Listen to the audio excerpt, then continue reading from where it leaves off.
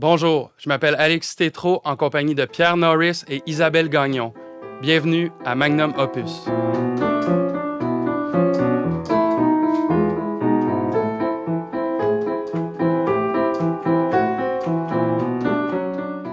Alors, rebonjour, Isabelle, Rebonjour. Pierre. Rebonjour. Très heureux de vous retrouver. Oui. Aujourd'hui, tel qu'il est indiqué dans le titre de cette vidéo ou de cet audio, peu importe, on lit Antigone de Sophocle en compagnie de Madame Isabelle Gagnon, qui est ici pour représenter la Fondation Humanitas. On a fait un portrait de lectrice avec toi, mais pour les quelques insolents qui ne l'auraient pas encore lu, pourrais-tu te présenter et présenter la Fondation Humanitas? Je ne blâmerai personne qui ne veut pas passer une demi-heure à écouter ma vie. Je le ferai pour toi. Oui, c'est ça. Oui, la Fondation Humanitas, peut-être tout d'abord, là, elle a été fondée en 1988. Sa mission, c'est de faire la promotion de la culture gréco-latine, paléo-chrétienne, et en ce sens, d'offrir des cours de latin, de grec à l'abbaye Saint-Benoît-du-Lac.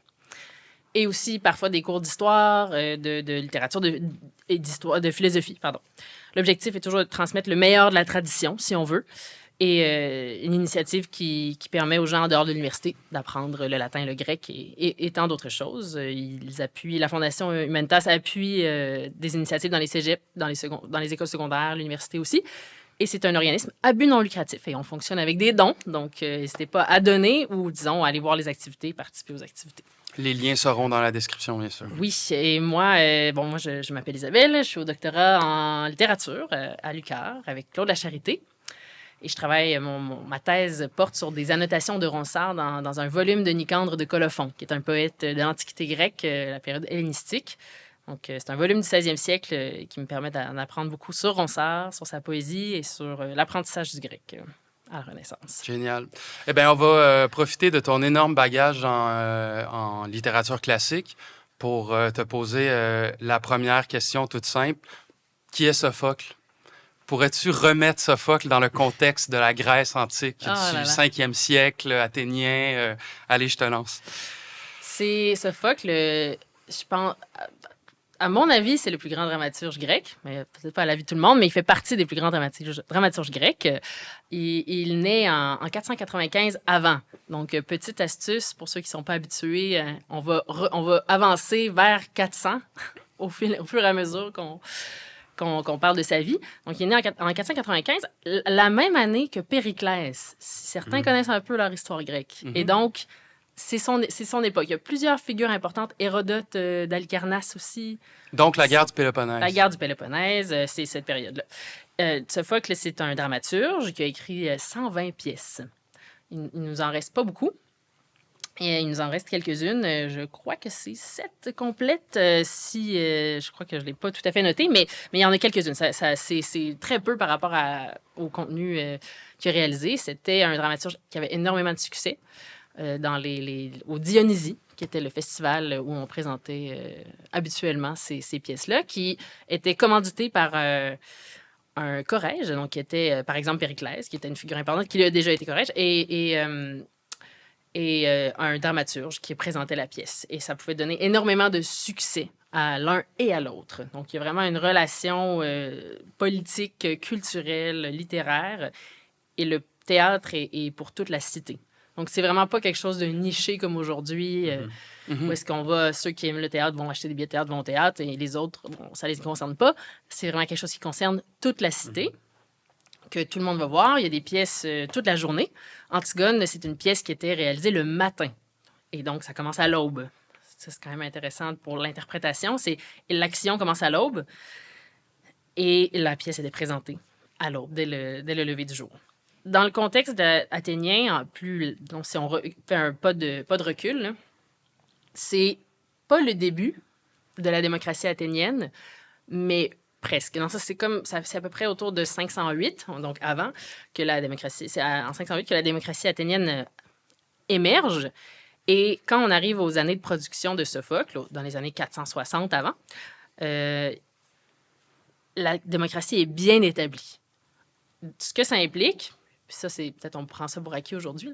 Ce que ça implique, ça veut dire qu'on cherche l'intérêt, on priorise l'intérêt de la police, la cité, au-delà de l'intérêt de notre famille ou de notre intérêt personnel. Ce qui n'était pas une évidence. Vraiment pas une évidence parce que on a ce qu'on appelle l'aéropage, qui a énormément de pouvoir, qui est finalement une oligarchie qui s'est formée un peu avant la démocratie, et on essaie de leur retirer leur pouvoir, et c'est par la légitimité de l'Assemblée démocratique que cela va se produire, et que l'aéropage, ça va finalement devenir un ensemble de juges, là, donc un peu plus tard. Donc, il y a comme, c'est ça, il y a une grande transformation de la culture politique qui, au moment où Sophocle écrit, finalement, s'inscrit dans la culture et dans la perception de la cité. Donc, ça, c'est quand même un élément essentiel à comprendre. Et c'est ce qui explique, en fait, l'énorme, disons, c'est ce qui explique, disons, le niveau très élevé en littérature, parce qu'il y avait une stabilité politique, puis une forme politique qui permettait une sorte de liberté d'expression, si on peut dire. Même si ce ne serait pas la même qu'aujourd'hui, quand même, mais oui, il y a quelque chose comme ça. Bien, ça se ressent aussi dans Antigone, là, le débat littéralement au centre d'absolument tous les dialogues. Là, de étudier de toutes les facettes un enjeu, puis c'est très démocratique, là, c'est très bavard, comme faisons ressortir la vérité en confrontant les différentes perspectives. Là. Absolument.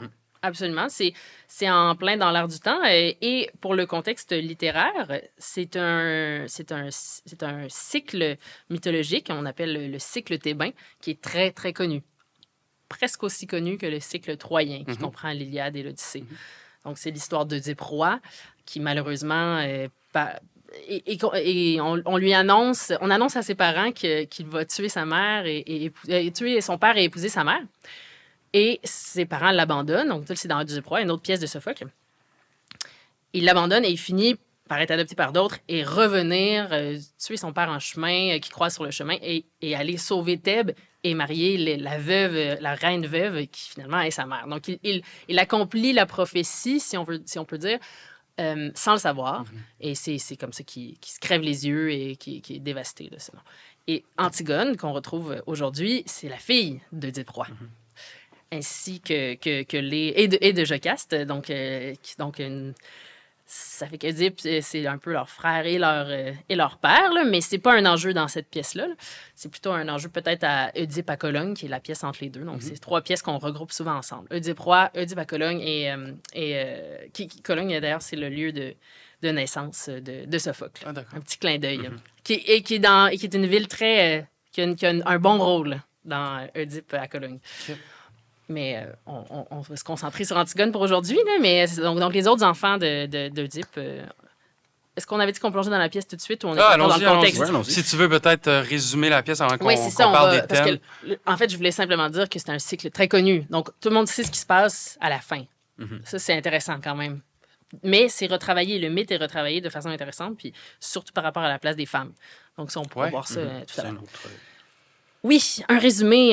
Ce qui se passe essentiellement, c'est que Antigone apprend tôt le matin que ses deux frères sont morts. Éthéocle, qui était resté à Thèbes et qui était comme fidèle à Thèbes, puis Polynice, il était parti. Et là, il était revenu à l'attaque, disons, pour sauver Thèbes, pour reprendre Thèbes. Pour faire ça très simple, parce qu'ils sont déjà morts au début de la pièce. Et ils sont morts tous les deux. Elle apprend rapidement que Créon, le nouveau roi, son oncle, qui est le frère de Jocaste, sa mère, décide d'enterrer dignement Éthéocle, qui était celui qui était fidèle à Thèbes, et de ne pas du tout donner de sépulture à Polynice. Et Antigone est révoltée. Ça commence tout de suite à avoir un dialogue avec Ismène, sa sœur. Elle lui explique que sa révolte, elle trouve ça n'a aucun bon sens, qu'il faut enterrer les morts, mais surtout son frère. Elle dit plus tard qu'elle n'en aura pas d'autres, que si ça avait été son mari ou son fils, elle en aurait peut-être eu d'autres, mais qu'un frère, son père est mort, sa mère est morte, elle n'en aura pas d'autres. Puis il y a comme un esprit passionnel. Là. Et même si c'est globalement la personne qui a comme peut-être le beau rôle moral, il y a quand même une passion qui est un peu fougueuse et aveugle de sa part là-dedans. Puis elle décide dès cet instant-là qu'elle va l'enterrer, elle. Puis Ismène, elle, elle a trop peur de son oncle Crayon, fait qu'elle le fait pas. C'est le début de la pièce, oui. Ben, Est-ce que je t'ai parlé comme une prof? non, mais c'est très bien, tu fais bien. Mais on voit souvent Antigone comme l'espèce de grande héroïne, pas sans défaut, mais très, très courageuse, et Créon, son oncle qui est roi, comme l'espèce d'orgueilleux. Mais Antigone est très orgueilleuse aussi. Extrêmement orgueilleuse, mais elle a l'appui des Thébains. Et moralement, elle est élégante, mais elle reste extrêmement orgueilleuse parce qu'au début, dans justement le premier dialogue avec sa Attends, sœur... est-ce qu'on finit le résumé? Ah oui, je t'en prie. Non, mais c'est parce que j'ai vraiment envie d'entendre ce que tu veux dire, mais je trouve qu'on avait promis aux auditeurs un résumé, puis là, bien sûr. j'en ai pas dit beaucoup en plus. Non, mais on n'est pas obligé de dire toute la fin, là. On va y arriver. Okay. Le résumé, disons, le prélude. Le prélude. Et c'est fait. Excellent. Ben voilà, si c'est parfait. assez, continuons. Excellent. Ben, elle parle à sa sœur et elle dit, justement... il y a jamais personne qui va me reprocher d'avoir abandonné mon... Tu sais, quelque chose du genre... Là, tu sais, qui est quand même une phrase assez orgueilleuse, là, du genre, oui, je défie la loi, mais au moins, tout le monde saura que j'aurais été comme une bonne sœur. Puis, fait je sais pas, j'ai une longue réflexion sur comme le choc des orgueils. C'est-à-dire oui, ben c'est l'hubris face à qui? Donc, est-ce que c'est l'hubris contre les dieux? Ce que l'ordre de Créon exprime? Ou c'est l'hubris contre son oncle, finalement. Donc, alors, puis en plus, en fait, c'est au moment où Tirésias confirme l'oracle. L'oracle, pardon. L'oracle, le Tirésias qui est aveugle physiquement, mais qui voit les choses. Et qui annonce à Créon qu'il avait tort et qu'il y aura plus de sang que celui d'Antigone, qui est condamné à mourir, finalement, en raison de cette sépulture improvisée là, qu'elle offre à Polynice. Et c'est là qu'il change d'idée. Hein. Il change d'idée quand même, Créon. Donc, c'est quand même intéressant comme tragédie parce qu'il y a de la nuance de chaque côté. Puis, oui, les interprètes modernes vont dire la plupart du temps que Créon avait entièrement tort. Mais je pense que ce qui est réellement vrai, c'est que son ordre de dire que n'importe qui enterrerait Polynice serait mis à mort, ça, c'est mauvais. Ça, c'est le... Même lui, tu sais, voit son tort, voit qu'il a tort à la fin. Mais Antigone a quand même des torts. Chacun a différentes manières de jouer, qu'est-ce qui se passe, a différents choix devant lui, puis ils choisissent presque toujours le plus intense, vraiment là, de 0 à 100. Là, puis tout le plaidoyer que fait Créon pour justifier sa décision de ne pas enterrer dignement Polynice, ça se défend aussi. C'est parfaitement cohérent avec une logique de raison d'État, puis que tu peux pas, on peut pas... laisser qui que ce soit trahir, ça symbolise quand même quelque chose, là, de trahir sa société, de trahir son groupe. Il y a quand même une logique qui se défend derrière ça aussi. Il y a une logique qui se défend derrière ça. L'aspect qui est problématique, disons, c'est la tyrannie de Créon. Exact. Surtout, là, on revient un petit peu au contexte grec, c'est qu'à ce moment-là, il y a un peu un avertissement d'Antigone contre la tyrannie. C'est toujours un risque, même dans une démocratie. C'est toujours un risque. Et quand il n'y a pas de roi, il n'y a pas de reine dans la société grecque à ce moment-là, mais c'est des rois et des reines qu'on voit jouer, c'est des princesses, disons, qui sont là. Bien, c'est des tyrans, mais est-ce que c'est des princesses? Il y a comme une figure de noblesse qui est certaine, là, disons. Je ne sais pas si c'est pas de la royauté, mais il y a un... Mais Créon est appelé mon prince par un des... oui, il y a quand même, c'est quand même élevé. Disons que c'est pas un calque de la société athénienne, en termes d'organisation là, du pouvoir. Donc, il y a une certaine distanciation là, qui est faite pour les spectateurs. Mais en même temps, il y a quand même une je sais pas comment... Il y a quand même des familles puissantes dans leur société. Là. Donc, il y a quand même... Oui, puis il y a des gens qui sont en charge, oui, par le vote, mais qui pourraient détourner ce vote-là puis accaparer du pouvoir. Donc, il y a vraiment c'est ça. Fait que je pense que oui, il a raison. Il a raison dans le sens où, comme Aimon, dans son dialogue avec Aimon, il justifie ce qu'il dit. Mais c'est qu'il est tellement ferme, puis il est intransigeant. Hein? Sa fameuse citation qui l'amène à creuser sa propre tombe, même si c'est le seul qui ne meurt pas, c'est « Qui s'imagine qu'on peut aimer quelqu'un plus que son pays, à mes yeux, ne compte pas. » Donc, il doit être puni d'une certaine façon. Il y a comme un degré, là, il n'est rien. Donc, en grec, là, c'est le kaimedzon hostis. Là, j'ai de la misère à lire mon écriture. Antites autou, philonomidei. Donc, celui qui croit celui qui s'imagine qu'on peut aimer, donc on doit aimer quelqu'un plus que son pays, tout un Eudamon Lego. Je le dis qu'il n'est rien. Je le dis comme qu'il n'est de rien, qu'il n'y a rien de... Donc, c'est pas... Il y a quelque chose de vraiment plus profond que juste dire on doit punir ceux qui commettent des péchés. Puis après ça aussi, la sépulture, c'est un enjeu très particulier. Parce que de condamner les actes de Polynice, mais de ne pas l'enterrer, ça veut dire qu'il va être mangé par des animaux sauvages. Donc ça, c'est... En général, l'idée de la moralité grecque vraiment rejette ça. J'ai pas fait des recherches à savoir si la sépulture était offerte aux ennemis dans le contexte grec. Je serais curieuse de le savoir, mais c'est pas tout à fait un ennemi, hein, Polynice. C'est quand même un Thébain, c'est quand même c'est un fils de la cité, ben oui. Un fils de la cité, c'est son neveu. Tout ça, Sophocle explore vraiment la notion de moralité confrontée à la notion de famille, à la filiation. Est-ce que c'est la justice divine? Donc, c'est tout disons, un filet là, qui est tendu là, et qui on tisse des liens dans toutes sortes de directions. Puis, Créon a raison dans une certaine mesure, mais il va trop loin. Quelque chose comme ça. Exact. Mais Antigone, est-ce qu'elle a raison aussi? Oui. Puis, au lieu de trouver un chemin pour que ça fonctionne avec tout le monde, si on peut dire, il va juste aller au bout de sa tyrannie. Puis genre, oui, elle aussi, elle va mourir, pas de problème. Puis sa sœur aussi. Oui. OK, bon, sa sœur, elle l'a pas fait aussi, d'accord, je me retire. Mais son fils, il le confronte. Au début, il essaie de l'amadouer. Il dit, père, oui, c'est un bon raisonnement. Il est génial, Aimon. Hein? Aimon, c'est un personnage fascinant. Ouais, c'est peut-être que vous avez des choses que vous avez remarquées ou que vous aimez. Ben moi, mon bagage de politologue, à cause de ça, j'ai été très, très attiré par le dialogue, justement, entre Aimon et Créon. Parce que moi, ça m'a rappelé, en fait, on peut faire énormément de liens avec toutes les théories d'Aristote, ce qu'Aristote écrivait sur les types de régimes politiques, ce que disait Platon aussi, même si pour remettre en contexte, Aristote arrive après. Hein? Exact. Oui, c'est quand même intéressant de le noter. Donc, c'est quand même, il y a quelque chose, Aristote, il n'est pas du néant, mais ça vient, oui. Oui, puis justement, dans les politiques, dans son livre Les Politiques, Aristote qui fait une compilation des différents régimes politiques grecs, qui essaie d'être à la recherche du type de régime politique pas idéal, mais qui essaie de voir c'est quoi la différence entre quand ceux qui gouvernent le font au nom de la justice, au nom du bien commun, versus au nom de leur intérêt personnel. Puis ensuite, il va classer ça à savoir si les gens gouvernent seuls, en petits groupes, ou si c'est toute la population qui gouverne. Puis le débat entre Aimon et Créon fait bien ressortir la différence dont Aristote va parler plus tard entre une personne qui gouverne pour le bien commun et pour la justice et une personne qui gouverne pour son propre intérêt puis qui est un tyran. Puis justement, Aristote va décrire cette différence-là entre la royauté et la tyrannie. Puis ça rejoint directement, là, je peux lire un passage. Allons-y. Quand Créon va dire « Ce serait alors pour un autre que je devrais gouverner ce pays. » Aimon, il n'est point de cité qui soit le bien d'un seul. Créon, une cité n'est plus alors la chose de son chef. Tu serais bien fait pour commander tout seul dans une cité vide.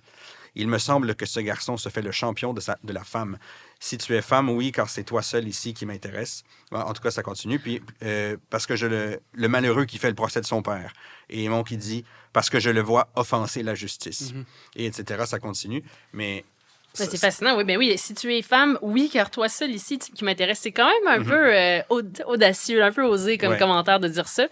Mais ça met bien en évidence le fait qu'Aimon, il veut l'intérêt de Créon. Il est en train de lui dire, tu vas tellement loin que tu vas même contre ton propre intérêt. Exact. Ouais. Donc, cet intérêt que tu cherches, tu vas contre cet... Donc, oui, il l'interpelle par, l'aspect, tu serais bien fait pour commander tout seul dans une cité vide. Donc, il interpelle peut-être son désir de faire communauté avec la cité, mais aussi son désir personnel. Donc, il va sur tous les fronts, Aimon. Moi, j'aime beaucoup quand il dit... c'est à quel moment qu'il dit qu'il est jeune, là, il dit... Oui. Ah oui, ce serait nous, alors, qui irions à notre âge apprendre la sagesse d'un garçon de son âge à lui. Puis il dit, mais oui, Aimon, il dit ça, là, mais oui, s'il ne s'agit de rien qui ne soit juste, je puis bien être jeune, ce n'est pas l'âge en moi qu'il faut considérer, ce n'est que la conduite. Puis que, tu sais, c'est une petite pépite encore, là, encore aujourd'hui, là, c'est quelque chose qu'on se dit, là, hein, les jeunes, c'est pas parce qu'ils sont jeunes qu'on les écoute pas, au contraire, là, je veux dire, mais en même temps, il y a une certaine édification, un certain comportement qui doit être fait pour qu'on soit inspiré par eux, dans le fond. C'est juste la même règle pour tout le monde.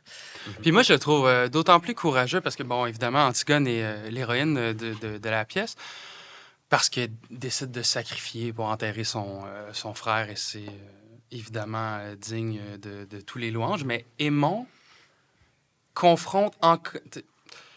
est d'autant plus courageux qu'il confronte son père, je trouve. T'sais, Antigone, bon, elle confronte son oncle, qui est comme quand même un parrain éloigné, qui incarne la figure de l'autorité. Mais Aimon, comme, il va contre sa famille, contre son protecteur, on dirait que ça prend pas plus d'audace, mais qu'il y a... C'est un autre registre d'audace. Exact. Un autre registre de courage, un autre registre d'audace. Puis, c'est pour ça que moi, je le trouve génial, tu sais. Il dit au paternel ses 4 vérités, quoi. Puis, comme oui, mais tout en commençant en douceur. Hein? Oui, il est très habile. Père, la raison est un don des dieux aux hommes et tous les... Qu'en parlant comme tu le fais, tu ne parles pas suivant la vérité. Certes, je ne puis le dire. Donc, il y a vraiment quand même... il entre en éloge, il lui dit qu'il va le respecter, mais sûrement avec le plan un peu caché de le faire voir la raison puis de n'avoir jamais confronter son père, finalement. Donc, il y a un espoir caché. Puis là, c'est ça, il lance une petite phrase du genre « Il se peut cependant aussi qu'une autre voix juste parfois. » Aussi qu'une autre voix juste parfois. Puis après ça, il retourne dans les louanges « Mais né de toi, je veux te servir, mon père. » Puis après ça, il dit... C'est la méthode sandwich. Là. Exactement. C'est ça. Ça marche avec les bambins, ça marche avec les tyrans. Exact. Oui, c'est vraiment... c'est fascinant, ce passage-là. Puis, en fait, sur le coup, en le relisant, je me suis dit, Aimon, il est du bord de crayon. On dirait que je me rappelais pas. Puis là, après ça, je lis, je continue, je fais, ah oui, c'est vrai, il fait tout ça, là. Ah oui, parce qu'il... Oui, puis c'est touchant quand même, ce cheminement-là.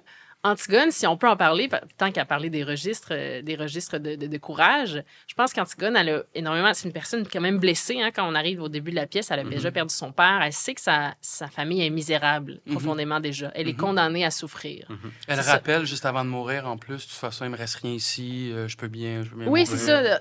Donc, il y a quand même un élément de martyr, un élément de désespoir, d'abandon qui est là. Puis ça lui prenait juste un catalyseur, elle lui prenait juste un crayon pour dire, pour lui mettre une espèce de règle super forte pour lui dire, d'accord, moi, j'ai rien à perdre, je le fais. Puis en plus, c'est son frère, donc c'est facile. Donc, oui, c'est vrai qu'on pourrait dire d'Antigone qu'elle est trop passionnée, qu'elle fait preuve d'un manque de prudence. Mais dans le contexte de ce qu'elle a vécu, de sa famille, c'est l'évidence. C'est l'évidence pour elle. Donc, au moins, il y aura toujours un honneur à enterrer les morts, surtout de sa famille. Puis elle ne sait pas si Créon il va durer si longtemps que ça. Là. Je veux dire, il y a beaucoup de dirigeants qui sont morts. Là. Donc, il y a... Puis les tyrans durent très rarement longtemps au pouvoir. D'autant plus. Et Aimon nous apprend que le peuple est du côté d'Antigone, donc ça aurait pu... Oui, elle le sait, on ne sait pas comment, mais elle le sait. Peut-être les gardes, peut-être qu'il y a quelqu'un qui lui dit. Puis, tout de suite, puis en plus, c'est assez ferme, là, sa sœur Ismène hésite. Hein. Oui, ben c'est ce que je voulais te demander. Pourquoi c'est si évident pour elle et non pas pour Ismène? C'est pas la même sœur, c'est pas la même personne. Hein. Moi, j'ai apprécié chez Sophocle la diversité des figures féminines, même si... puis Ismène a quand même une complexité. Bon, Jocaste n'est pas nécessairement complexe, ni Eurydice, l'épouse de Créon non plus, à la fin, on la voit pas beaucoup, mais Ismène, tout en étant soumise, en ayant le mauvais rôle, disons, d'être un peu pâte molle, là, comme on dit. Elle a quand même un défi, un combat intérieur par rapport à ce qui se passe. Elle trouve ça très difficile. Puis, mais rapidement, Antigone, au début de la pièce, elle lui fait confiance. Puis, Ismène, elle lui explique qu'elle va enterrer le mort. Elle dit, mais malheureuse, Ismène lui dit ça, mais malheureuse, si l'affaire en est là, que puis-je, moi, j'aurais beau faire, je n'y gagnerai rien. Puis là, elle lui explique son plan encore, mais malheureuse, si Créon s'y oppose, Créon n'a pas à m'écarter des miens. Puis là, elle essaie de la convaincre. Puis, je vais, moi, de ce pas sur le frère que j'aime, verser la terre d'un tombeau. Donc, elle lui dit vraiment, là, excusez, j'étais un petit peu plus tôt que je pensais.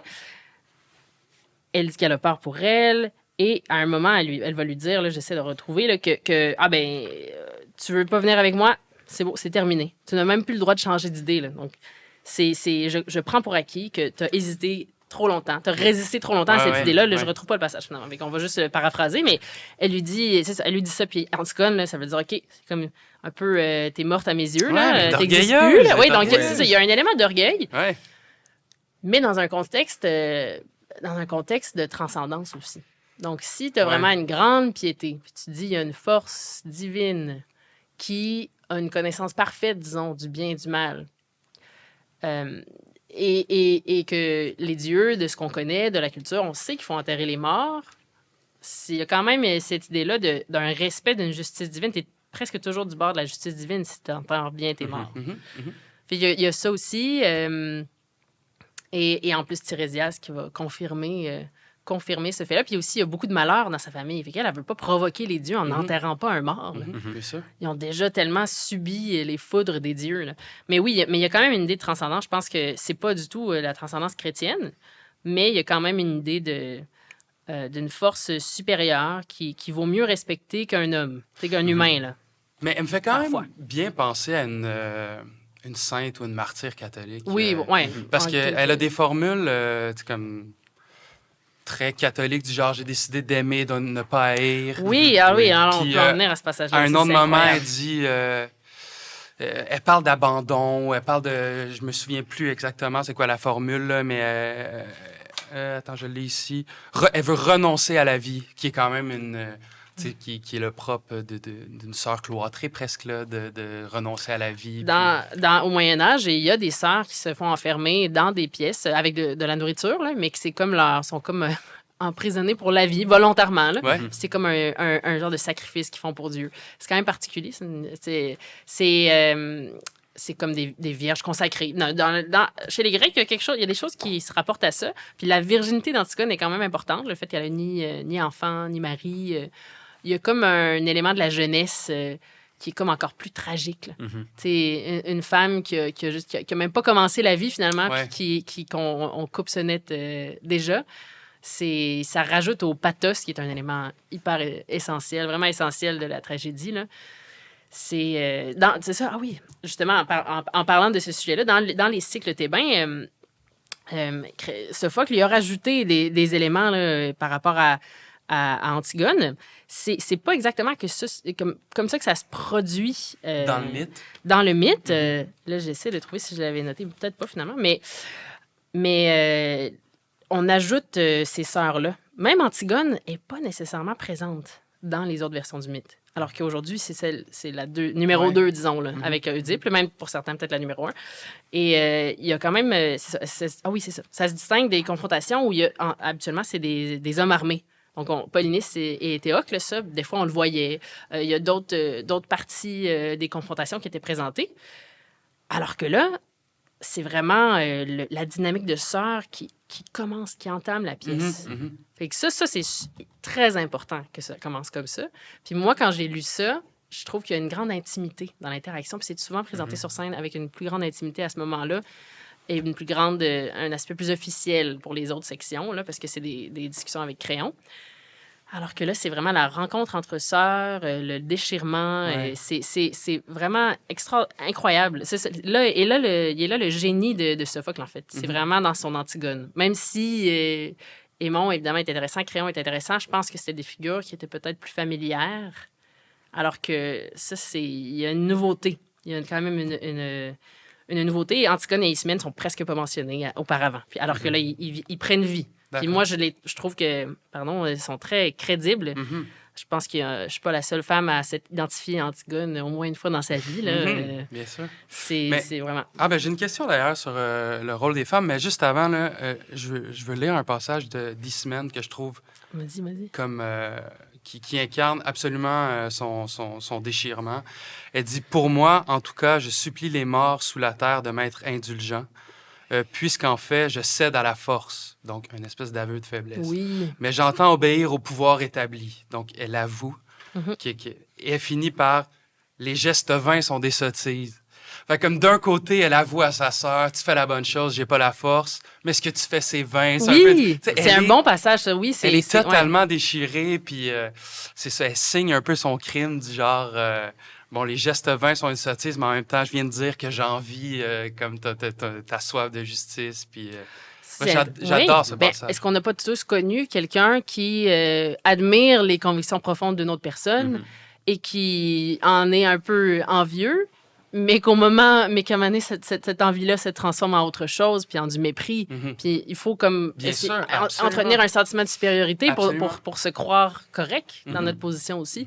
Donc ça, c'est intéressant quand même. C'est là que ça vient, on dirait, le switch. Là, au lieu de se sentir faible, finalement, il faut comme reprendre contrôle. Rabaisser le geste pour espérer comme le mettre à notre hauteur et voir un peu plus bas. Mais ouais, excellent ce passage. Quand, justement, partant de ça, quand plus tard, Ismène revient à Antigone, puis veut mourir avec elle, puis est prête à mourir avec elle, puis Antigone la rejette, est-ce qu'Antigone est juste de faire ça envers sa sœur? Je sais pas. Ça, c'est une bonne question. De la rejeter puis lui dire non. C'est comme si là, sa sœur se réveille peut-être plus tard qu'elle, mais elle est prête à l'accompagner dans son sacrifice, puis elle la rejette. Moi, j'ai trouvé qu'elle l'a rejeté avec amour, du genre... Peut-être. Je veux vraiment... Comme, t'as pas participé, donc comme tu n'as pas... Mets-toi pas ce fardeau-là. Ouais. Puis aussi, je pense qu'elle sait que quand elle parlait de sa faiblesse, elle était sincère. Fait que aussi, elle la connaît. Puis elle l'aime pareil, même dans sa faiblesse, même si... Puis donc, il y a comme quelque chose où c'est pas... Oui, c'est juste, mais pas au sens où elle lui rejette... elle lui refuse le même honneur qui lui serait réservé, mais plutôt au sens où c'est ce qui lui revient à Ismène. Puis je pense que, tu sais, Ismène, je pense qu'elle survit. Là, j'ai dit tantôt que Créon survivait seulement, mais elle survit. Puis finalement, cette histoire-là, c'est une tragédie. Tout le monde le reconnaît à la fin. Donc, il n'y a plus de conflit à la fin de la pièce. Même s'il y a une fin tragique. Ma question sur le rôle des femmes, c'est une question que je me pose depuis que je m'intéresse à la Grèce. Et comme elle est un peu mise en scène dans la pièce, c'est... Pourquoi les hommes, les rois, ont tant de mépris pour les femmes alors que les déesses grecques sont totalement adulées? C'est ce que Créon dit à Aémonde, genre, tu te laisses mener par une femme, t'es faible, est-ce que t'es pas toi-même une femme? Mais en même temps, on fonde Athènes pour honorer Athéna. C'est quoi le... comment dire que... Comment ils arrivent à rationaliser la position inférieure des femmes dans la société, mais à la fois le fait que des figures féminines incarnent des déesses absolument adulées. Puis c'est même d'ailleurs un des arguments d'Ismène au début, là, quand elle dit « on est des femmes, on n'a même pas à prendre part à ça ou à contrecarrer. C'est le domaine des hommes. En effet, on n'a pas à s'en mêler. Elle le dit aussi.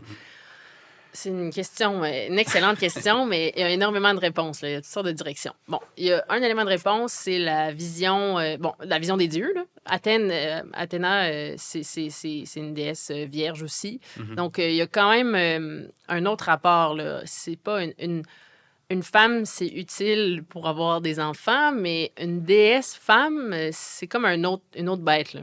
Puis les enfants sont pas créés de la même façon nécessairement. Elle sort de la cuisse de Zeus. J'ai pas la réponse parfaite, mais c'est pas... les divinités n'ont pas les mêmes critères d'existence en tant que femme et homme, malgré qu'il y a comme Héra, qui est comme la femme jalouse, ensuite Artémis aussi, qui est une vierge. Il y a comme... Chacune a son rôle, mais c'est pas des figures humaines. Donc, il n'y a pas de comparaison. Je ne sais pas s'il y a une comparaison. C'est une bonne question, puis probablement qu'il y a plusieurs livres qui ont été écrits sur la question, mais c'est pas toujours possible de savoir avec exactitude qu'est-ce que les Grecs pensaient, surtout sur des questions qui impliquent le privé et le public mélangés. Les femmes étaient, reléguées au gynécée, c'était ça leur place. C'est un endroit pour les femmes, gyné, qui veut dire femme. Et on s'attendait à ce qu'ils soient plutôt cachés. Là. Ils ne participaient pas à la vie publique. Une démocratie athénienne, c'est les hommes libres. Donc, c'est vraiment, ça enlève une bonne partie de la population. Donc, oui, en principe, les femmes sont moins importantes. Puis les relations homme à homme, donc les relations amicales, pas nécessairement érotiques, mais amicales, étaient vues comme le sommet de l'amitié. Donc, c'était ça. Alors que je pense que c'est quelque chose qu'on dirait pas aujourd'hui. Là. On pense que l'amitié homme-femme, notamment dans la relation conjugale, peut arriver à l'aboutissement de l'amitié. Donc, mais les amitiés hommes sont très, très importantes aussi. Là. C'est juste pas du tout le même cadre. Là. En fait, nous, on a été beaucoup influencés par le christianisme, fait que ça peut être difficile de se retirer de ça là, pour voir la perspective grecque. Là. Donc, il y a un élément de réponse que les femmes, oui, étaient pas nécessairement visibles et donc on connaissait pas nécessairement leur vie. Mais j'ai l'impression qu'ils étaient quand même reconnus dans une certaine humanité, au sens où, pour moi, Sophocle qui est capable d'écrire une femme, de représenter une femme comme ça veut dire qu'il était capable de connaître des femmes. Il était capable de comprendre ce qui peut motiver une femme. Et est-ce que c'était irrévérencieux que de mettre une héroïne femme comme ça? Non, je pense pas. D'accord. Je pense pas que c'était irrévérencieux, surtout que c'était joué par des hommes de toute façon. Ça change rien. Il y a le théâtre joué par des femmes, c'est très, très tardif. Là. Je pense que ça date du 18e siècle, peut-être même 19e. Donc, à moins que je me trompe, là, mais il me semble que chez les Grecs, c'était ça aussi. Il y avait des masques, donc c'est joué par des hommes. Mais est-ce que c'était irrévérencieux? Non, parce qu'elle est représentée dans un contexte presque privé, avec Ismène. Ensuite, c'est une famille noble, donc c'est différent. Puis aussi, il y avait des cas de figure qui variaient de la norme. C'est un troisième élément, là. C'est que, oui, il y a c'est une époque de bouillonnement artistique et philosophique. Donc, il y a toutes sortes d'idées, toutes sortes de perspectives qui émergent, qui viennent en contraste avec les cultures plus traditionnelles. Là, pour les propos que là, je présente, là, je m'inspire beaucoup de l'édition de l'Antigone de Sophocle de Mark Griffith, là, qui est au Cambridge University Press. C'est les classiques grecs et latins. Là, puis il y a aussi une YouTuber qui a fait une vidéo qui s'appelle Fig Tree. Elle a fait des super de longues vidéos sur l'Antiquité. Je vous les recommande. Je m'en allais dans des grandes réflexions, puis je me suis dit, je vais quand même mentionner d'où mes idées viennent, là, pour la plupart. Et donc, il y a les idées traditionnelles, les gens qui croient vraiment en la religion grecque. Puis, il y a aussi un bouillonnement culturel. Un peu comme aujourd'hui, des fois, il y a des gens qui croient des choses. Eh bien, peut-être pas comme aujourd'hui. Peut-être plus comme une époque où... Le 19e siècle. Peut-être comme le 19e siècle, quelque chose comme ça.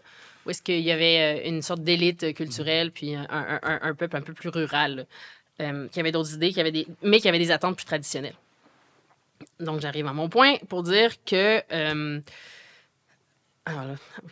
et voilà, c'est là qu'on oublie, au moment où on dit qu'on arrive à son point. Non, je pense que je suis capable de le rattraper. Il n'est pas trop loin. Cette distinction-là, oui, donc ça aurait pu choquer des gens, mais pas nécessairement tout le monde. Puis c'est ça aussi qui fait les grandes œuvres. Quand même, il faut quand même qu'il y ait un petit écart. Il faut quand même qu'on joue un peu là, avec les choses. Là. Donc, ça aurait pu choquer des gens, mais pas tout le monde. Ah oui! Et Périclès lui-même, parce qu'on en parlait tantôt, il y a eu 2 épouses, hein, puis il y en a une qui était une étrangère avec laquelle il a vécu quand même longtemps, puis ça a été quand même controversé, il s'est fait critiquer même par son fils.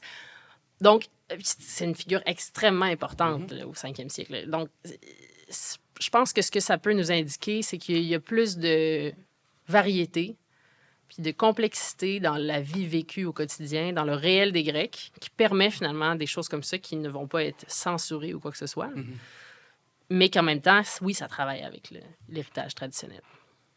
Excellent. Mais tant qu'à rester sur Antigone, en fait, à moins que tu voulais changer de sujet, mais je pense qu'il faut quand même... on parlait de la citation d'Antigone et Créon tout à l'heure. Là, c'est dans leur premier dialogue où est-ce que l'amour, c'est ça, moi je suis de ceux qui aiment. Là, c'est souvent c'est le plus connu là, aujourd'hui. Là. Puis là, je vais juste le retrouver. Je l'ai noté en... Ah oui, c'est ça, je l'ai noté en grec. Et je trouve que c'est quand même intéressant. Elle dit... Créon lui dit « L'ennemi, même mort, n'est jamais un ami. » Donc là, on voit où Créon, il va vraiment loin. Hein? Donc elle est... Genre, mais il est mort maintenant. Est-ce qu'on peut pas comme, arrêter cette histoire? Puis l'ennemi, même mort, n'est jamais un ami.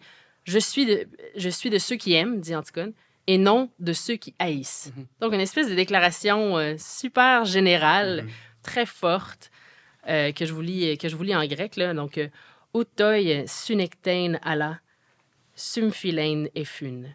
Puis le verbe arrive à la fin, ephun, sumphilèn ephun, je suis de ceux qui aiment.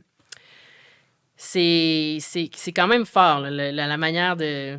Je sais pas, en français, ça se traduit par des plus longues phrases, là, mais des fois, ça fesse un peu plus, je trouve, en grec. Là. Puis ensuite, Créon de répondre, eh bien donc, s'il te faut aimer, va-t'en sous terre, aimer les morts. Hein? Philei keinous. Aime ceux qui sont couchés. C'est ça, ceux qui sont... Il y a une différente manière de dire ceux qui sont morts. C'est pas la mort physique, mais vraiment ceux qui sont au repos, disons.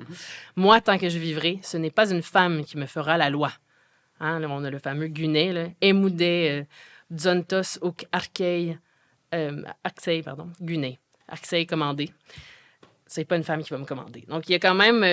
c'est fort. Donc, oui, ça travaille. Là, c'est un passage où on voit que ça aurait pu travailler. Que oui, ça va contre une certaine tradition. Puis elle prétend pas le commander. C'est ça aussi qui est intéressant. C'est qu'elle parle pas comme quelqu'un qui commande. Jamais. Tu veux dire qu'elle donne pas d'ordre à Créon? Elle donne pas d'ordre à Créon. Je vois. Donc, il y a aussi ça aussi, qu'elle joue la transgression ligne. assumée. Oui, c'est une transgression par le geste. Elle transgresse l'ordre de Créon, mais elle prétend pas à une autorité différente. Elle prétend pas usurper son autorité. Ouais. Ce qui est quand même... on voit comment il y a une finesse à présenter la femme de cette façon-là aussi, qui s'intègre quand même dans une certaine... qui peut aller justement rejoindre une vision d'Athéna. Donc, il y a comme... c'est sûr qu'en fait, ça allait sûrement rejoindre une vision d'Athéna. Antigone, il y a cette figure-là, il y a cet élément-là, la Vierge qui est courageuse. Mais là, Athéna, elle a beaucoup plus de pouvoir, mais qui finalement... la manière qu'elle se justifie, je suis de ceux qui aiment, non de ceux qui haïssent. Tout simplement. Puis c'est vrai qu'elle ne conteste pas l'autorité, elle ne remet pas en question l'ordre en place. Aujourd'hui, en langage courant, on dirait qu'elle fait une forme de désobéissance civile. Oui, quelque chose, c'est vrai, c'est un bon... c'est une désobéissance civile, pas pour renverser le pouvoir, mais pour le ramener à sa vérité première, puis à ce qu'il est réellement supposé servir. Fait qu'en gros, par sa désobéissance civile, elle confronte pas... Elle n'est pas là pour renverser le pouvoir, elle est là pour le protéger ou en tout cas pour le corriger. Une espèce de correction fraternelle. Exact. Ouais. Et Créon ne comprend pas vraiment. Du tout. Parce que moi, à ma page 95, je ne sais pas si j'ai le... Je pense qu'on a le même, oui. Il pense que c'est pour le profit. Il pense que parce que là, il sait ça, pas. C'est incroyable, ça. Il ne sait pas que c'est Antigone qui a enterré Polynice. Là, il accuse le garde, il accuse tout le monde. Il faut trouver. Puis là, il dit bon, ça doit être quelqu'un qui l'a fait pour le profit. Jamais n'a grandi chez les hommes pire institution que l'argent. Puis moi, il me fait rire Créon à ce moment-là. C'est comme on dirait vraiment quelqu'un qui n'a jamais été confronté à la conviction. Oui, c'est vrai. Qui se trouve devant quelqu'un qui en a. Là. Alors, lui, toute sa vie, il a pensé que c'était pour l'argent qu'on vivait, puis pour bien vivre, puis pour le prestige social. Là, il y a quelqu'un qui, s'en fout. Puis il est désarçonné, là. C'est sûr que c'est quelqu'un qui l'a fait pour l'argent. Je trouve ça... Ça, c'est avant de savoir que c'est Antigone. Oui, exact. C'est quand même important de savoir, parce que là, on vient de parler d'Antigone, mais on recule un petit peu, puis c'est vrai, c'est ça, parce qu'il se dit, la personne qui a fait une sépulture à Polynice, il l'a fait pour l'argent. Il s'est fait payer par quelqu'un. Puis ça aussi, c'est intéressant que ce soit elle qui fasse la désobéissance civile, au lieu de dire, elle a payé un garde ou quelque chose comme ça. Il y a quelque chose de... Ça le confronte encore plus parce que c'est tellement proche, c'est tellement incarné comme manière de participer à ce geste-là. Oui, il dit ça, hein, c'est... Puis même plus tard, il accuse l'oracle d'être à la solde. C'est vrai. Non, mais c'est sûrement quelqu'un qui t'a payé, puis l'oracle est là. Non, mais c'est comme tu comprends pas, là. C'est comme... Là, c'est pas l'argent qui régit la situation qu'on a en ce moment. Là. Tiresias est habitué de se faire rejeter ses prophéties. Là, dans Oedipe Roi aussi, là, le Oedipe, c'est vrai? donc, il le rejette, il lui dit... il dit qu'il a tort et tout ça, puis finalement, ça s'avère être vrai. Donc, il y a une certaine expérience, peut-être, envers les élans tyranniques, parfois. Là. Puis, j'ai envie de te poser une question peut-être un peu plus théorique. Quelle est la part du cœur chez Sophocle, mais dans la tragédie grecque? Parce que, pour les auditeurs qui ne l'auraient pas nécessairement lu, les dialogues sont entrecoupés de chants par le cœur et par là, je vais massacrer le nom, Coryphée. Le Coryphée, oui. Ouh, je l'ai eu! Fait que les dialogues sont entrecoupés par le Coryphée qui est un peu en aparté, d'une certaine manière, bien qu'il dialogue avec les personnages. Donc, c'est très complexe. Quelle est leur fonction? Je ne suis pas une experte des tragédies grecques, là, donc il y a quand même des éléments qui vont me manquer, mais c'est très, très important. La structure de la pièce, là, on n'en a pas vraiment parlé, là, mais c'est essentiel la manière que ça fonctionne. Il y a des interventions... il y a ça commence avec le chœur. Après ça, à chaque scène qui change, il y a un chant choral. Puis c'est souvent déconnecté de ce qui se passe concrètement sur scène, mais c'est des affirmations plus générales, plus philosophiques sur presque. L'amour, sur l'amour, sur la cité aussi. Là, si on va à la page, je me suis dit, avec des gens qui ont étudié en sciences politiques, je vais noter le passage où ça, il dit, le chœur, il est dans son chant... il dit, paroles, pensées, vite comme le vent, aspirations d'où naissent les cités. Tout cela, il se l'est enseigné à lui-même en parlant de l'homme, l'humain, aussi bien qu'il a su, en se faisant un gîte, se dérober aux traits du gel ou de la pluie, cruel à ceux qui n'ont d'autre toit que le ciel. Donc, c'est toute une tirade là, sur l'humain, presque une mini-cosmologie, mais en fait, il est bien des merveilles en ce monde, ça commence comme ça, il n'en est pas de plus grande que l'homme. Donc, ça n'a pas vraiment rapport à ce qui se passe dans la pièce, mais c'est une occasion de méditer sur des espèces de grands sujets philosophiques, presque spirituels. Puis je pense que ça sert à élever la pièce, élever le registre de la pièce à un niveau... C'est ça, un niveau philosophique, un niveau moral, mais qui est toujours dans un esprit esthétique. Donc, c'est très beau, c'est très imagé. Le coryphée et le chœur, parfois... donc, le coryphée, souvent, va représenter les vieillards. Donc, c'est les vieux de la cité, les vieux conseillers. À un moment, au début, il dit, il faut aller voir qui a enseveli Polynice.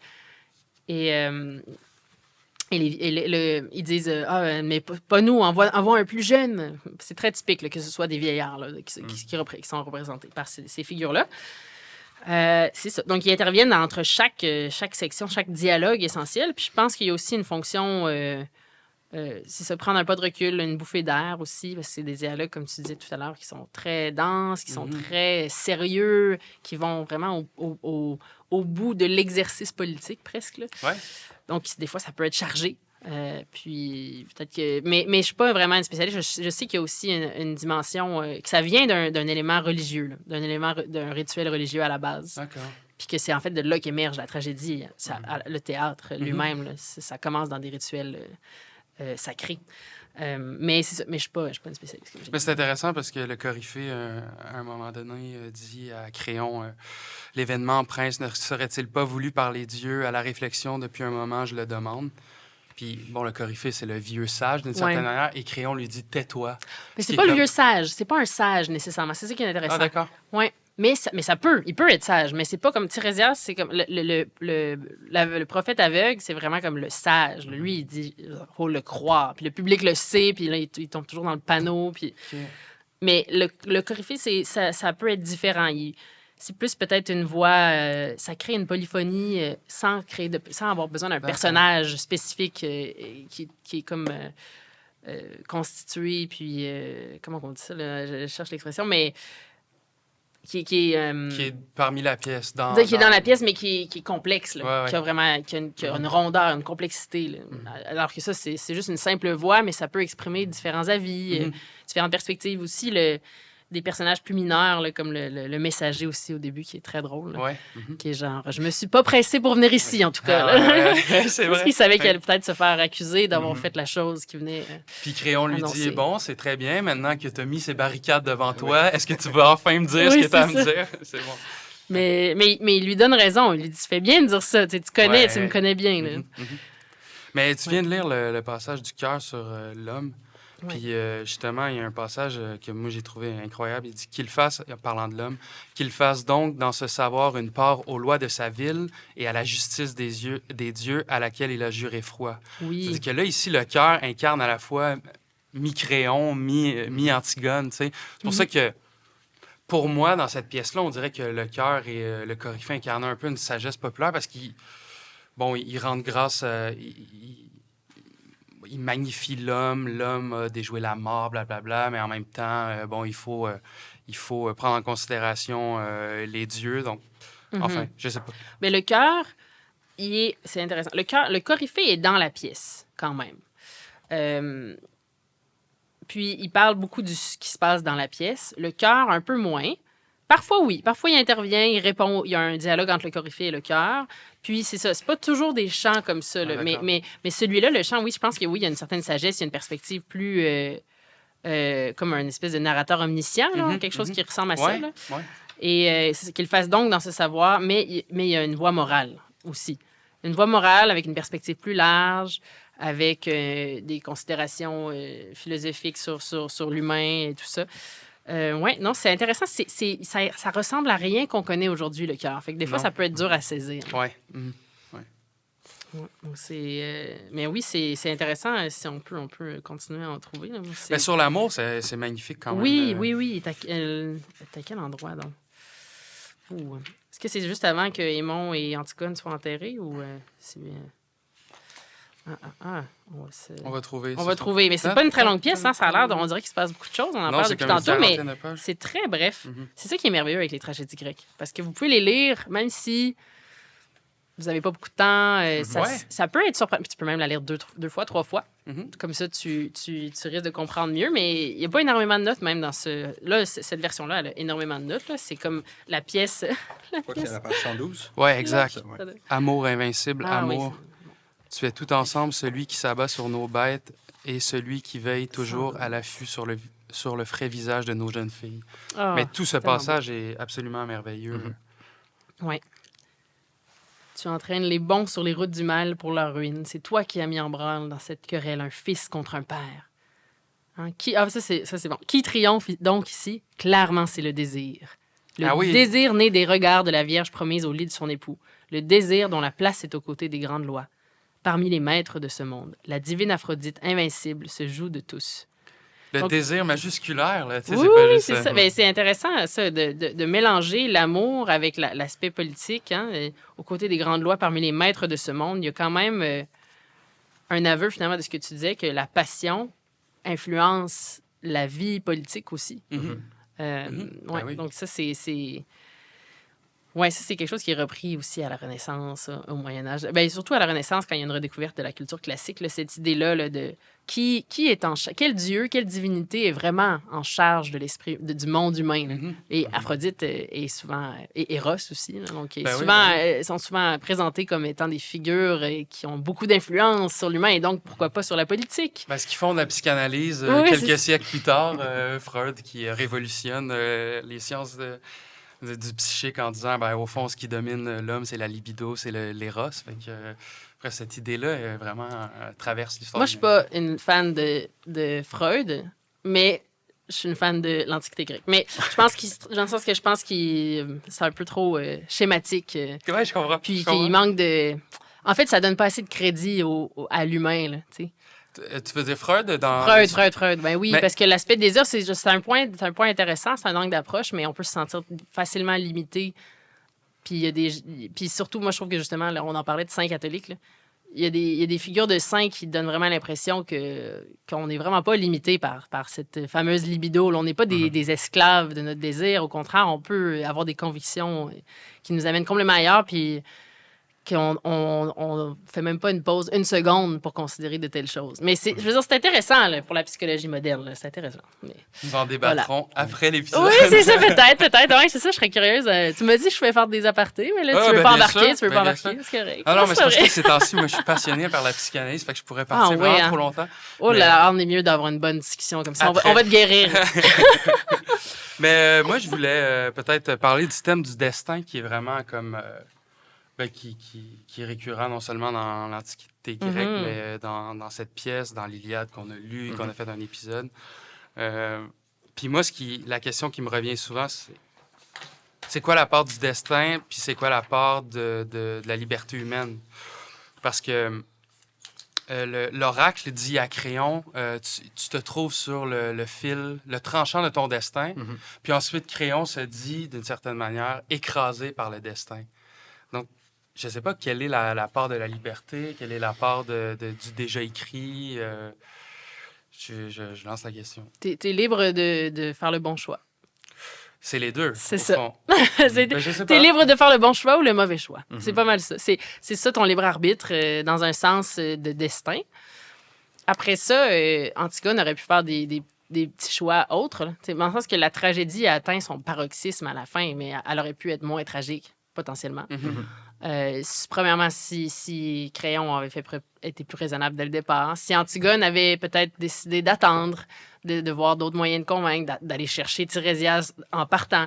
Mais en réalité, dans la tragédie grecque, c'est inscrit. Je veux dire, est-ce que c'est ça qui était annoncé? Mais en fonction de l'ordre de Créon. Donc, est-ce qu'on échappe à son destin?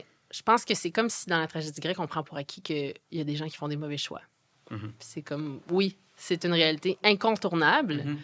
Et quand on explore ça jusqu'au bout, ça donne lieu à du tragique, mais ça nous amène justement au passage avec Tirésias, là, qui vient l'avertir. Il lui dit qu'il a vu dans ses signes, dans ses lectures, il commence à... Et puis Créon, lui, il dit « Tu m'as jamais mal conseillé, donc oui, je vais t'écouter, pas de problème. Donc ça augure bien, on se dit « Wow, OK ». Mais quand il lui dit qu'il a tort à l'égard d'Antigone, Créon, il se révolte contre le domaine aussi. Il dit même, comme tu dis, qu'il est peut-être payé. Puis Tirésias est obligé de sortir les gros, disons, au grand mot, les grands moyens. Là. Donc, il finit par lui dire « Va, tu ne verras plus longtemps le soleil achever sa course impatiente avant d'avoir, en échange d'un mort, fourni toi-même un mort issu de tes propres entrailles. Donc, ça, c'est fort. Là. Je veux dire, tu dis ça au tyran, tu essaies d'être un conseiller, mais finalement, il est obligé d'arracher le pansement, là, comme on dit. Là. Donc, et à ce moment-là, sans avouer qu'il est d'accord, Créon, il change d'idée. Mais c'est pas avec... Il me semble que c'est pas avec Tirésias qui dialogue pour changer d'idée. Il me semble que c'est avec le Coryphée. Donc, oui, c'est ça. Donc là, Tirésias, il annonce son avertissement, mais il quitte rapidement. Donc, sans même savoir qu'est-ce que Créon va faire. Mais on voit déjà que le doute entre dans l'esprit de Créon. Et là, il discute avec le Coryphée qui représente les vieux conseillers là, qui sont là. Prudence est bien nécessaire, Créon, fils de Ménécée. Et là, pour la première fois, il dit avant, je le sais comme toi et mon esprit est troublé. Puis il répond à l'autre réplique, que dois-je faire? Parle, j'obéirai. Il était temps. Hein? C'est ça qu'on se dit rendu là, mais on espère qu'il est temps. Mais finalement, il manque de temps. Hein? À la fin, on le voit. Mais ça, ce changement de registre-là, donc oui, il menace, mais il l'écoute pareil, puis c'est la crainte qui l'habite. C'est pas vraiment la réflexion morale de « Ah, j'aurais pas dû faire ça finalement ». C'est « Ah, moi aussi, quelqu'un va mourir dans ma famille, c'est mon fils. OK, là, c'est grave, là, c'est du sérieux. Puis en fait, finalement, c'est une motivation personnelle qui le motive encore. C'est pas vraiment la clarté du jugement qui lui revient. Là. Puis le cœur, il y a un moment où il dit, page 106, l'espérance vagabonde peut être un profit pour beaucoup. Pour bien d'autres, elle n'est qu'un piège formé de désirs étourdis, et l'homme en qui elle pénètre ne comprend rien avant l'instant où il sent soudain sous son pied, la brûlure du feu ardent. C'est la sagesse qui parle dans ce mot fameux de je ne sais qui. Quand l'homme confond le mal et le bien, c'est que les dieux poussent son âme dans la plus désastreuse erreur, et il lui faut alors bien peu de temps pour le connaître, le désastre. C'est comme si Créon avait pris quand même beaucoup de temps avant de comprendre ça, justement. Oui, absolument. Puis c'est répété même à la fin de la pièce. Hein? C'est comme on arrive... c'est ça, on change d'idée trop tard. Puis... Il dit on se bat sans espoir contre le destin. Oui, on se bat sans espoir contre le destin. Mais je pense qu'au final, c'est dans les tragédies grecques que le destin gagne toujours. Est-ce que c'est un déterminisme dans chaque geste? Non, mais le destin gagne toujours. Et c'est comme un peu... Il y a quand même une certaine fluidité à cette idée-là. Là. C'est pas... c'est pas robotique aussi. Là, comme... C'est comme si, d'un côté, des mauvaises décisions vont presque certainement entraîner de mauvaises conséquences. Oui. Mais fait que ça, c'est un déterminisme. Ouais. Après ça, la part de liberté, c'est... on sait c'est quoi qui est une mauvaise ou une bonne décision. C'est à chacun d'entre nous de prendre cette décision-là. Mais à partir du moment où tu t'entraînes sur le terrain d'une mauvaise décision, assume parce que tu sais où est-ce que ça va s'en aller. Oui, puis Créon, il décide de ne pas enterrer Polynice. Mais il aurait pu décider que parce que c'était Antigone, de ne pas la condamner à mort, par exemple. Il aurait pu décider de lui offrir une sépulture en partant, mais mais c'est comme un peu trop loin du début. Mais il y a comme différentes étapes où Antigone aurait pu décider d'attendre, d'aller voir Tirésias. Aimon aurait pu décider ou lui aussi d'attendre. Il y a différentes avenues, mais là, ça se passe tellement vite. Puis c'est une des pièces de Sophocle qui est la plus rapide. Là, vraiment, là, c'est la pièce où est-ce que l'action, là, ça n'arrête pas. Là. Puis chaque dialogue est décisif quasiment pour une action qui va suivre. Puis, c'est ça. Puis, on arrive à Créon qui, après les recommandations de Tirésias, décide de changer d'idée. Mais il est déjà trop tard. Puis, moi, ça m'a donné les larmes aux yeux à la relecture, là, la mort d'Antigone et Aimon. Là. C'est tellement touchant parce que même Aimon, il est fâché contre son père, mais on les voit pas ensemble, Antigone et Aimon. C'est le seul moment où on les voit ensemble, c'est à leur mort. C'est vrai. Puis Antigone, qui est combative, qui est dans la justice, finalement, termine avec son futur époux. Donc, il y a quelque chose... c'est un peu... Ça accomplit sa phrase du début, là, à Antigone, qui dit...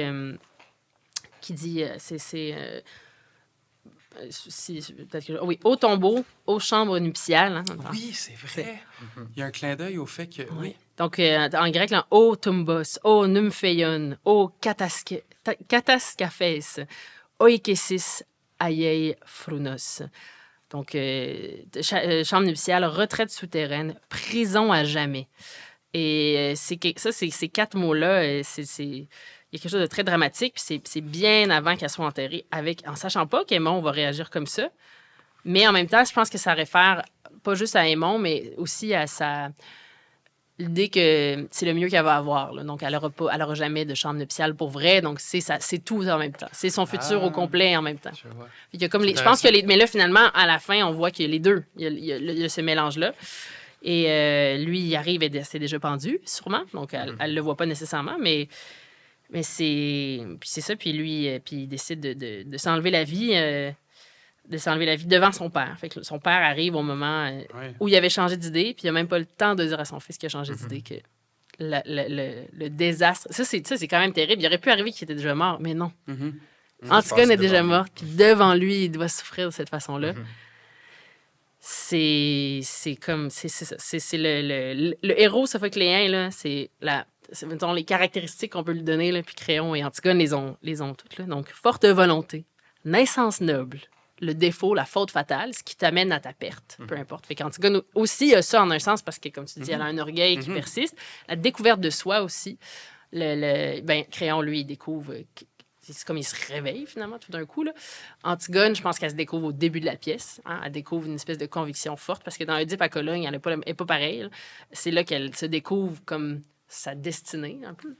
L'exercice d'un libre arbitre, dans un certain sens, mais oui, il y a des choix qui sont réalisés. Comme on exerce des choix, puis ça mène à des conséquences négatives, mais ils sont aussi condamnés à souffrir. Fait que c'est ça la dernière caractéristique, tous souffrent.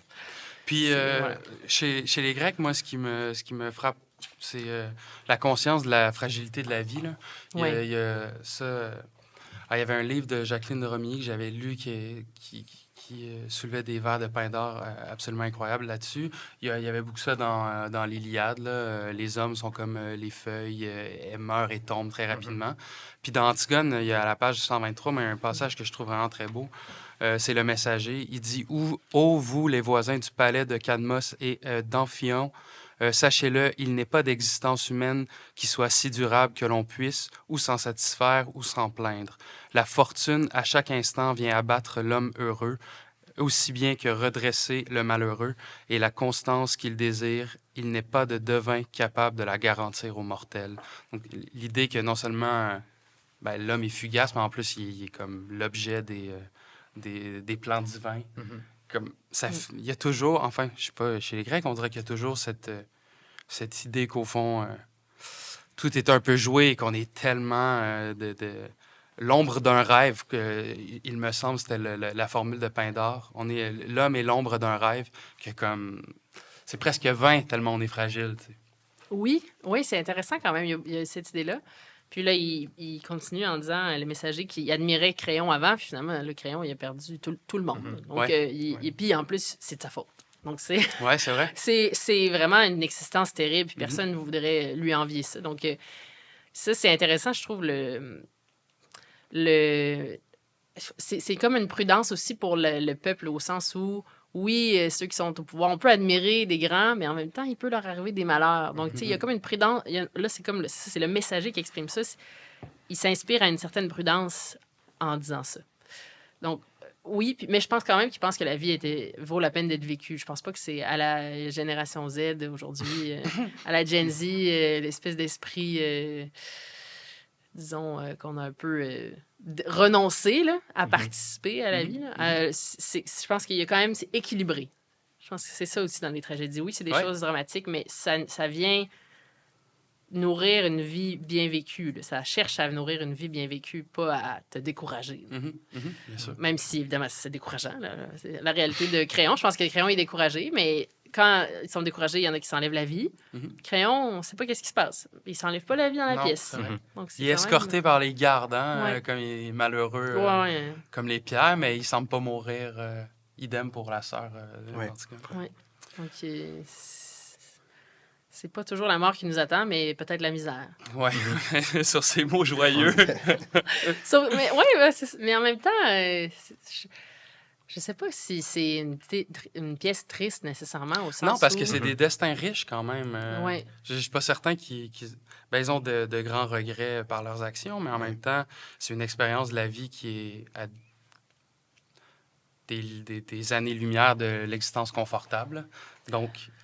Oui, puis aussi, c'est quand même un texte efficace en littérature, on pourrait dire ça, là, au sens où ça vient chercher le public, puis ça a l'effet escompté. Il y a quand même, ça vient nous troubler. Puis même aujourd'hui, on le lit, puis moi, à chaque fois, j'espère qu'ils vont retourner de bord. Là. J'espère que Crayon va changer d'idée. J'espère que quand il va arriver, ça va être le bon moment, puis ils vont pas être morts. Puis je sais comment ça finit. Mais c'est tellement bien écrit que on y croit. Puis ça, c'est important quand même, l'espèce de suspense inspiré à l'auditeur ou au lecteur. C'est si on y croit, puis que ça fonctionne. C'est comme ça, moi, je trouve ça c'est comme vraiment important. Mais c'est dur à décrire, là. Mais pour moi, c'est ça qui fait un chef-d'œuvre. Il y a quelque chose comme... Tu ne peux que le vivre au même rythme que l'auteur l'écrit. Tu peux pas devancer, tu peux pas avoir tout deviné comme un roman polar, un roman policier poche. Je connais la fin, j'ai tout deviné d'avance, c'est plat, je le lirai pas. C'est pas comme ça une tragédie grecque. Oui, très juste. Je pense que ça faisait le tour, à moins que vous ayez des points là, incontournables à vouloir ajouter. Pour moi, ça va. Génial. Pierre Norris, merci beaucoup. Merci. Isabelle Gagnon, c'était un grand plaisir de te recevoir. Oui, merci beaucoup. Le plaisir est pour moi, vraiment. Puis, on rappelle que les informations de la Fondation Humanitas seront dans la description. Et si on veut suivre ton travail, on gravite autour du Verbe. Oui, des fois, je collabore au Verbe à l'émission On n'est pas du monde. C'est ça. Venez au congrès de la Société de la Renaissance en juin, début juin. Okay. Je pense que c'est public. Je pense qu'il faut peut-être acheter des billets. C'est un petit peu niche. C'est un peu niche, mais c'est la seule autre chose à laquelle je participe prochainement. Génial. Merci beaucoup encore une fois. Merci à vous d'avoir été à l'écoute et on se retrouve bientôt pour un prochain épisode de Magnum Opus.